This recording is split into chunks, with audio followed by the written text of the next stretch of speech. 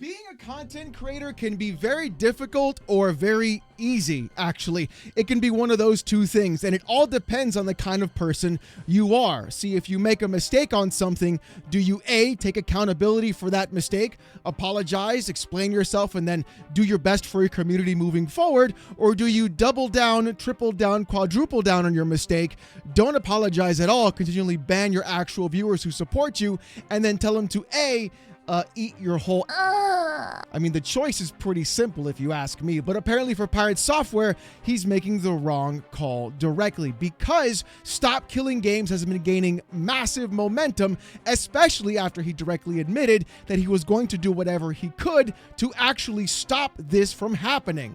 But at the time of this recording right now, the Stop Killing Games initiative is incredibly close to the 1.4 million signatures for this to be successful. And just like we said last time with a recycled joke, Ludwig, take it away. Let's up those numbers!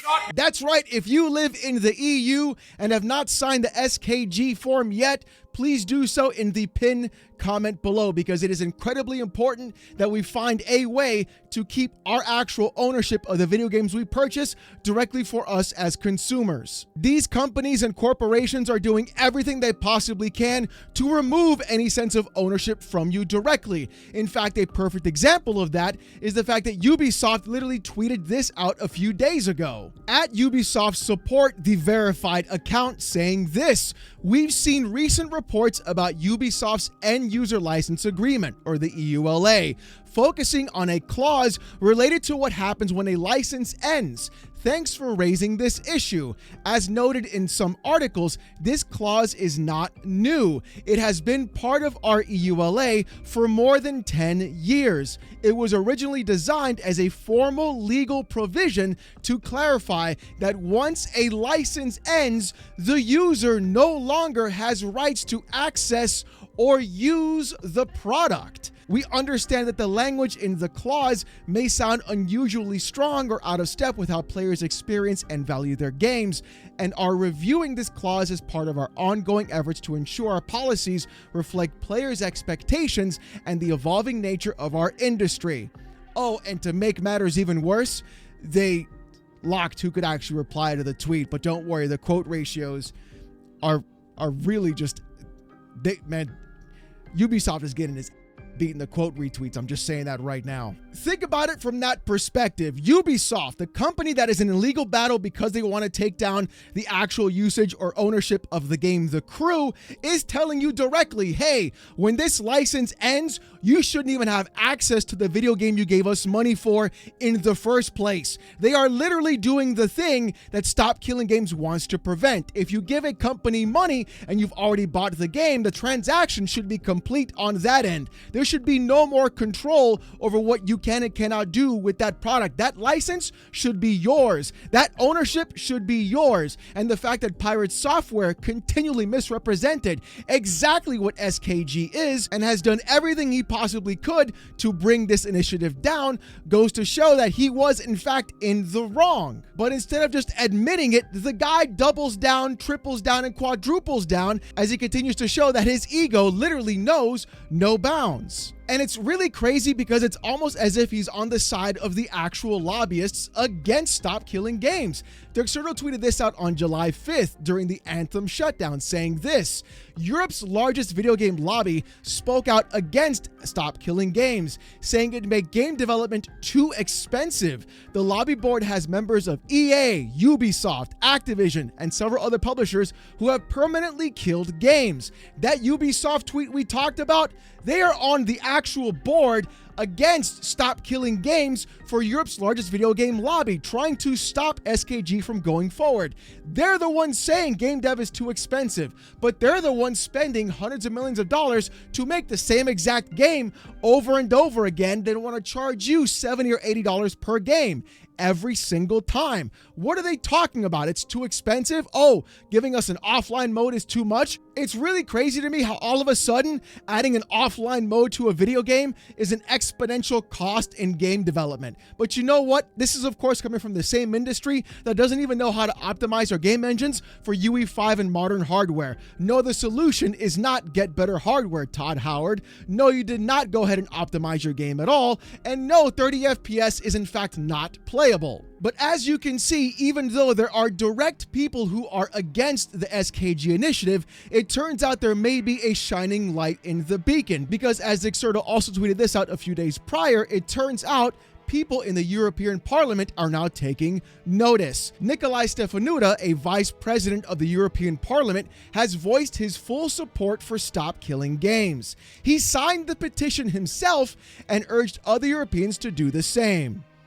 Now, Nicolae is a Romanian politician that is part of the European Parliament, and the fact that he's gone through and directly pointed out why SKG is important and even signed the petition himself shows that even in the political sphere where people really wouldn't care about video games, they're actively going to promote this because it is a direct consumer issue that is happening. This not only applies to video games, but all digital consumer goods in the future. As the gaming industry continues to move into an all-digital space, video games are becoming more and more apparent that we will own nothing and of course be happy about it. Well, not so happy actually. And I know people are really tired of that line, "Oh, you use it all the time," because it's true. Not owning the thing you're paying for isn't really the way things should be. If I gave you my real money and you gave me a fake non-existent product, then what are we actually doing here? It's basically theft. Giving me access to a license temporarily that you can then revoke at any particular time is really wild to me because I can't revoke that $80 I gave to you as a video game corporation now, can I? If I could do that, we'd be in a whole different conversation, but apparently we can't. But Nicolae isn't the only person signing off on SKG. It turns out that Accursed Farm tweeted this out yesterday as well. There's a report of another MEP supporting Stop Killing Games, Kathleen Van Bremt. The more, the better, translation below, to an actual Reddit link. Now, Kathleen is a Belgian politician, and in fact, Reddit has gotten a translation after getting an email from her directly. Here's what it reads. Thank you for your message and for bringing the European Citizens Initiative of Stop Destroying Video Games to our attention. Your question touches on a fundamental issue in the digital age. What does ownership even mean when digital products can simply disappear? Today, millions of European citizens buy their video games digitally, yet they often remain dependent on publisher servers or support to maintain access to the game or additional in-game items they paid for. When this support is discontinued, the product disappears without compensation, without an alternative. This is unfair, unsustainable, and contrary to consumer expectations when making a purchase. Your concern is therefore entirely justified. Losing access to a purchased game or content is not only a consumer problem, but also a threat to digital sustainability. We therefore support the call for regulations that oblige publishers to leave video games in a usable state after support ends, for example, by offering an offline mode or providing a clear end-of-life plan. Ending support should not automatically mean the end of the fund or the right of access for those who paid for it. Therefore, I will share your concerns with my colleagues on the Consumer Protection Committee in the European Parliament. Digital products like physical goods must be treated with respect as something that endures, not simply disappears. Sincerely, Kathleen Van Bremt. This, in my opinion, is absolutely catastrophically massive because it shows that politicians are understanding exactly what the Stop Killing Games initiative is trying to do. Basically provide proper consumer protections for you, the gamer, the most oppressed class of all classes. Yeah, it's true. The thing is, though, that so many companies right now are treating digital products as just things that we tangibly do not have access to once that license ends. And game companies have taken advantage of that incessantly and consistently over and over again. And the thing is, the fact that right now we're seeing about 80% of all games being purchased are in fact done digitally. So when those games no longer have access to it, that money you spent is gone. That access you have to that game is gone. And as you can see from companies like Ubisoft being on the lobbyist board against SKG and actively saying you shouldn't have access to that game once a license is over, even though you gave us some money for it, really flies in the face of exactly what Pirate Software has been talking about, as he mischaracterized, misrepresented, and provided nothing but misinformation about SKG during its entire beginning life cycle. And this goes right back to the beginning of what I talked about in the video concerning accountability. Pirate Software is not single-handedly responsible for SKG having a very difficult time early on. However, though, the fact that he is denying any responsibility whatsoever really flies in the face of what is happening. The guy tried to put out a tweet saying that he wasn't responsible while using a graph from Reddit, when that same person went ahead and fixed the graph afterwards, showcasing he was directly responsible for having a massive decrease in Stop Killing Games and promoting it altogether. In fact, he even said he's taking his mask off and doing whatever he could to stop SKG from even happening. Oh shit, this is actually really dumb. It's used car salesman garbage. This is shit. Not only do I not want to back this, I'm going to actively tell people not to. That is awful. That is a horrible goddamn direction. That's awful, dude. Now, eat my entire ass. The level of stupid that I just had to receive was like sitting on Twitter for 12 hours. This sucks. That's a really stupid ass move. That's an incredibly stupid ass move. I think this is ass. This is complete garbage. All of this can eat then. I drop the mask entirely. I have no qualms about that. They can eat my entire ass. The whole thing. That sounds stupid as shit. In fact, it got so bad that Notch, the creator of Minecraft, went ahead and tweeted this out. Hey guys, just got back to gaming after a brief break. Wait, why is there a Nepo baby doubling down over there? With Daniel Something finding the tweet and quoting it saying this: Minecraft creator Notch has made fun of Pirate Software for the streamer's ridiculous stance against the Stop Killing Games initiative. And Notch replied, just verifying that yes, that is what I was talking about. If buying a game is not a purchase, then pirating them is not theft. So not only do we have members of the European Parliament now understanding what is going on with SKG and the initiative and why it's so important, not only do we have creators of Minecraft like Notch calling out Pirate Software saying, hey, you clown, you moron, you idiot, why are you going against the very thing that people literally want to have for their games to properly have good ownership? In fact, Pirate Software has been on record in his own shorts talking about why piracy is in fact not a real problem and how it can easily be solved. I mean, take a look. You think Steam should improve their default DRM? Not really. Dude, people are going to crack your game. Like, that's going to happen. The only thing that I haven't harped on is a one-line check to see if you're running it through Steam, even in offline mode. I've tried some silly ways, like with Champions of Breakfast, it was the achievement system for that. But like, at the end of the day, piracy isn't an issue that you can stop. Piracy is a service issue more than anything else. So it's an issue of, is your game too expensive, or is your game unavailable? That's mostly why people pirate. So if you're really worried about piracy, make your game cheaper. Shit goes away real fast. Isn't Denobo defeating piracy overall? Yeah, and performance. And with that clip, this is exactly what the issue is. People criticizing Pirate Software have every single right to do so. It's almost as if the entire time he's been wearing an actual mask and not providing who he actually is. But now everybody's apparently seeing it, and the numbers are not going in Pirate Software's way. You see, according to Twitch Tracker right now, Pirate Software, as of this moment in time, has lost over 25,000 followers since this entire debacle, in fact, began for him. We're seeing a 17% decrease in his average viewers overall from each of his streams. We're also seeing a decrease of his concurrent peak viewers. And what's even crazier is Twitch Tracker is able to give us the exact moment where everything has begun to fall apart for Pirate Software on his streams directly. Now that graph does look pretty dramatic because ever since February, you can see a massive sharp decline in followers gained across every single one of his streams. On top of that, as of July right now, we are seeing a minus 50,000 total followers for Pirate Software on Twitch alone. But it gets even worse for the guy, because according to Social Blade, we are seeing a 170,000 subscriber loss on Pirate Software over the last 30 days. In fact, you can even see day over day in the last month, Pirate Software losing tens of thousands of subscribers every single time he either goes live or even posts. And it's getting worse even more because he is consistently bleeding everybody out of his actual content.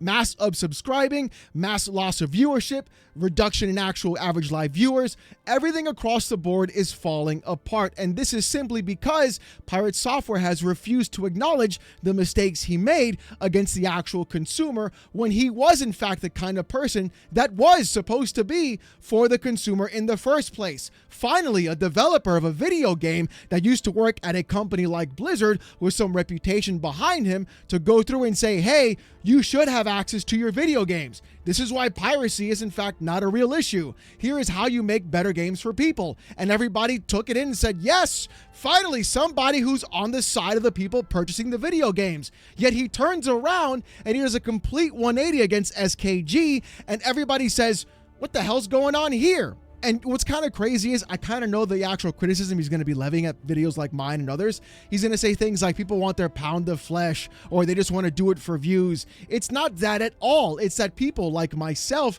who liked Pirate Software's content, who enjoyed what he was doing, were finally thinking, oh God, Jesus, finally somebody who's got their head on straight can actually do some proper representation for consumers in video games, who worked in the gaming industry, who knows about game development, who we can use on our side and can be a champion for us when companies try to screw us over. This is fantastic. And then what does he do?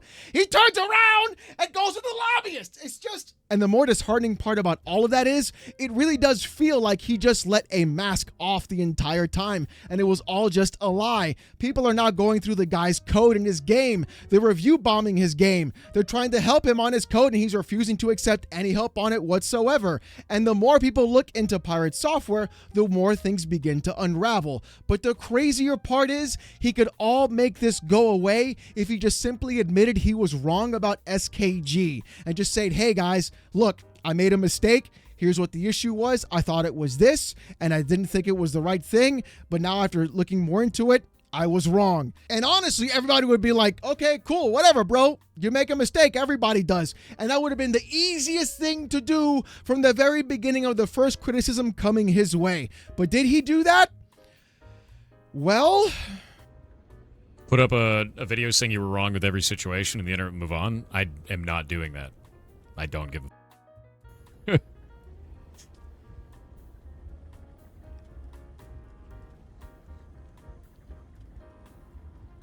Yeah, simply bend the knee and lie about how you feel and everyone will stop bullying you. That's a great idea, dude. Yeah, no. This blows my mind. The fact that this is how Pirate Software sees things. It's not about bending the knee. It's not about all that other bullshit. It's not about you being bullied, because nobody is bullying you. They're calling you out on the lies that you have said, on the fact that you have purposely gone through and tried to stop an initiative that is directly pro-consumer, which goes totally with all the things you've said before, yet for some reason now you are actually against it. And what's even more wild is, I guarantee you that one moment where you paused and looked at chat, you were more than likely probably looking for that chatter again to ban them because he brought that up. Even though directly that chatter was looking out for your best interest, because literally this could all go away if you simply admitted you were wrong. You couldn't admit you were wrong when you played World of Warcraft Classic and you had a mana ruby and you said you were out of mana. What am I supposed to do for you? Stop killing games? Yes, you were the poster child, whether you wanted it or not. You talked about how often you worked at Blizzard. You put yourself in that position. You enjoyed all the fruits of that. Yet when the rubber met the road, you totally 180'd and went against it. Now SKG is about to hit 1.4 million actual signatures. It's going to go to the EU. Things are going to happen that you are rallying against, even though you were purposely for the consumer for so many years. And that is the part that is pissing people off. That is why this downfall needs to be studied, because you are literally going through and putting a kibosh in your own career right now in front of everybody as they are looking at you through a microscope simply because you don't want to admit you were wrong about the initial thought of what you thought SKG was. All this snowballed because you couldn't cast Blizzard in a dungeon in WoW Classic. It's shocking to me how members of the European Parliament can see this, but you cannot. People who don't even play video games can understand what is happening and the necessity for it. But the guy who worked at Blizzard for I don't know how many years and was a game dev, made his own game, can't see the forest from the trees, bro. And look, I'm going to be real. I'm not making this video to dog on Pirate Software just because he doesn't want to apologize. I'm making this video because I was a viewer of his, and at some point I thought that he was going to be a good person to actually be part of the gaming community, to lead us to a better example of what game publishers and developers should be doing for the actual consumer. But at some point, the guy flipped the script and he did a whole 180. And that's what it feels like. It feels like he betrayed the people that he tried to go ahead and bring into his own community. And every day you're seeing his community shrink even more and more. You're seeing followers leave, you're seeing people unsub, and things are going to collapse on top of him. And all he had to do is just admit that he made a mistake when SKG first came out, and just talk to Ross of Accursed Farms and say, hey bro, what do you actually mean? And just talk it out like actual adults. But instead, we get this, an actual child. Unbelievable. I guess you know what? Once a Blizzard dev, always a Blizzard dev, am I right? But let me know what you guys think about this in the comment section down below. And while you're there, if you live in the EU, please sign the Stop Killing Games petition that is in the pinned comment as well. I want to hear what you guys have to say. And again, if you do live in the EU, sign off on it and make sure that we get this bad boy to 1.4 milli, because I want to see this thing go through, because it's going to be the best thing for us as consumers to actually own our digital goods in this insane modern era and age. But if you want to see more of this kind of content, more PC port reviews, gaming news, fanboy videos, content like this about the gaming industry and my hot takes, subscribe to the channel. We're on our way to 87,000 subs, and I just want to say thank you guys very much. If you want Discord access or most during live streams, become a YouTube member. It's as low as $1. If you don't want to spend the buck, don't even sweat it. Show up Saturday nights, 8:45 p.m. Eastern. Trust me, you have a hell of a time as chat uses AITTS to insult me for about 5 hours straight. It's a great show, I guarantee it. With all that being said though, thank you guys so much for watching. Hope you have a great one, and I'll see you gooners next time. Peace!